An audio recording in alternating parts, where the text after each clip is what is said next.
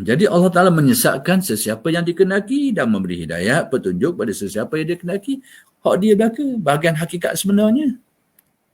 Jadi bahagian hidayah, bahagian memberi hidayah, bahagian menyesatkan itu memang dia usaha Allah Ta'ala belaka.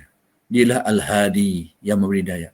Al-Mudillu yang menyesatkan. Itu kalau kita tengok dalam Al-Asma' Al-Husna, kita akan temu nama-nama ni yang memperlihatkan kepada sifat dia. Melihatkan kepada perbuatan dia itu. Memberi hidayah, menyesatkan. Cuma ada isu yang berkait dengan perkara ni lah. Kadang-kadang berlaku kekeliruan juga. Puncanya kerana tidak dapat membezakan mana bahagian hakikat, mana bahagian hakiki, mana bahagian majazi. Maka oleh kerana tak dapat nak beza ataupun tak dapat melihat aspek ini, maka timbul kecelaruan dalam menilai beberapa perkara.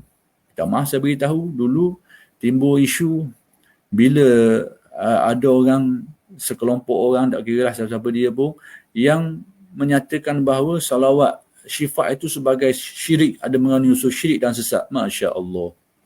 Ulama-ulama sudah sekian lama mengamalkan salawat-salawat seperti ini. Adat katalah, pukulan adat kata, ulama-ulama kita ni seolahnya tak tahu langsung tentang syirik-syirik itu. Kalau seorang dua boleh tahan lah. Mungkin kalau ada seorang dua je lain kita buat, orang lain tak ada. Ini rata-rata. Saya pergi ke Morocco dulu. Morocco dekat-dekat dengan tempat kita ni. Kita dengar ulama dia baca selawat ni. Masya Allah. Ulama-ulama dia. Kita ingat ke Malaysia ni je kumpulan Harunding saja. Almarhum Tuan Gua Datuk Harunding tu mengajarkan selawat syifa untuk tujuan perubatan tu dan sebagainya. Kita ingat ke kelompok tu je baca selawat ni. Rupanya sampai ke Morocco, ulama-ulama dia pun baca. Dan ramai lagi alim-alim kita, kita tak tahu yang baca salawat-salawat ni. Jadi adat kata kalau sejumlah tu adat kata hukum akal kita lah. Takkanlah tak tahu kan benda ni ada unsur syirik dan kufur. Seolahnya gitu. Itu dari segi hukum akal dululah. Tapi saya nak beritahu punca yang jadi macam tu kerana berkait ini satu isu yang sebenarnya lari sikit lah daripada bahasan kita ikam ini, tapi berkait. Saya nak beritahu bila dikaitkan di sini, Allah yang menyesatkan, Allah yang memberi hidayah. Jadi kita kena faham bahawa bila perkara ini dinisbahkan kepada Allah, itu dinamakan hakiki, hak sebenarnya. Tapi perkara ini boleh dinisbahkan kepada makhluk atas jalan majazi.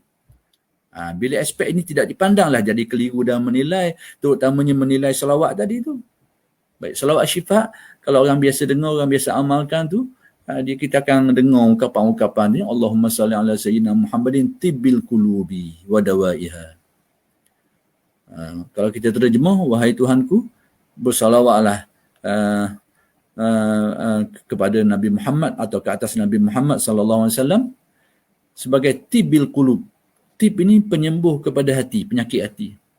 Jadi aspek ini rupanya dinilai oleh setengah orang sebagai aspek syirik. Tibbil qulub, penyembuh kepada penyakit hati. Dia kata atas dasar apa? Dia kata penyembuhnya Allah Ta'ala saja, bukan Nabi. Jadi kalau kita kata Nabi itu penyembuh ini, berarti ada makna syirik. Inilah aspeknya. Rupanya situ rupanya. Dia kata salawat ni mengandung unsur syirik. Rupanya tak dapat memahami aspek yang saya sebutkan tadi. Mana hakiki, mana majazi.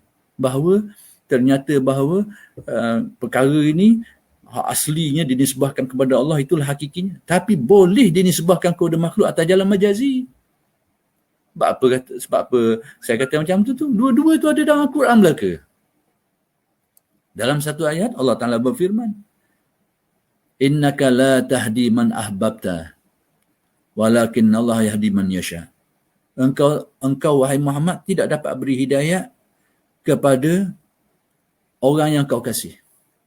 Tapi Allah Ta'ala lah yang memberi hidayah kepada sesiapa yang dia kehendaki. Ini hakikat sebenarnya. Bahawa selain daripada Allah Ta'ala tak ada dapat beri hidayah. Termasuklah Nabi Muhammad semulia-mulia makhluk. Dinafikan. Hanya Allah. Ini atas jalan hakikat sebenar.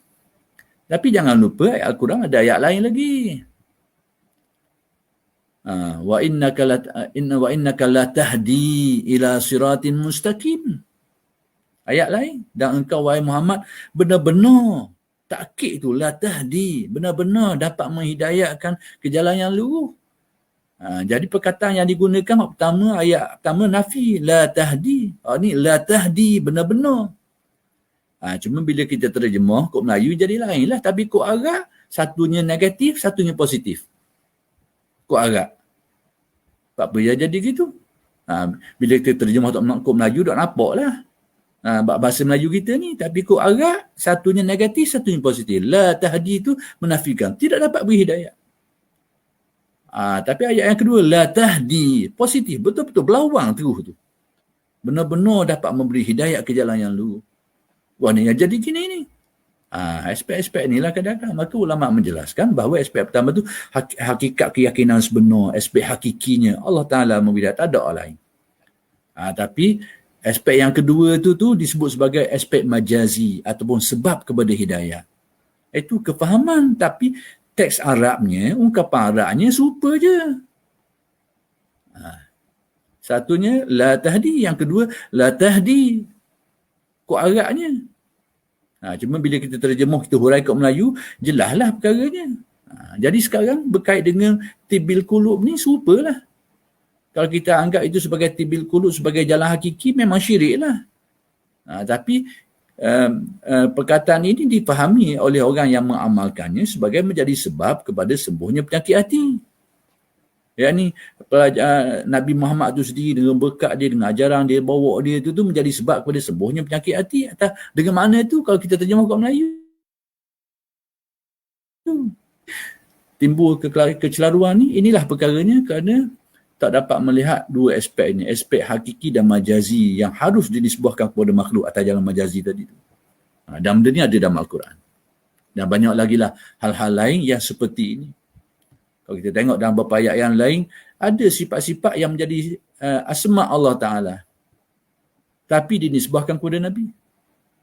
Laqad ja'akum min anfusikum rasul, laqad ja'akum azizun alaihi ma'anitum harisun bil mu'minina raufur rahim. Bil mu'minina raufur rahim. Rauf, rahim, dua-dua ni kita akan temu dia dalam Asma'ul Husna.